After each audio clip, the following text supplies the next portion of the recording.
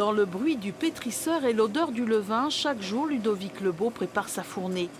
Lui aussi, il souffre de l'augmentation de ses coûts de production.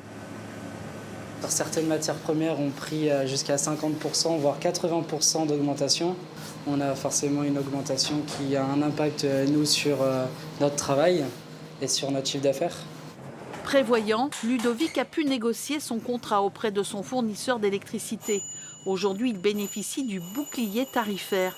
Mais un tiers des boulangers n'est pas concerné et se trouve dans une situation critique. Il y a tous ces éléments qui font qu'au bout du compte, on va avoir des fermetures de boulangerie. Et on sait que la fermeture d'une boulangerie dans le milieu rural, c'est la catastrophe. C'est à l'initiative des chambres des métiers que la direction des finances publiques de la Vienne a décidé de créer un guichet avec un dispositif de 3 conseillers. Nous pouvons même les accompagner jusqu'à réaliser leur démarche directement en ligne pour qu'ils puissent disposer de ces aides qui sont effectives maintenant depuis quelques semaines.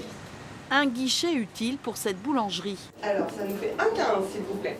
Julie Piteux sait qu'elle a droit à une remise sur sa facture d'électricité, mais pour obtenir ces aides, le parcours était jusqu'à présent nébuleux. C'est surtout une aide pour m'expliquer comment fonctionnent les aides et le pourquoi du comment et à quel moment on y a le droit, à quel moment on est en place, ces aides-là en fait, tout simplement. Des numéros d'appel sont proposés par la direction des finances publiques afin de faciliter les démarches des boulangers.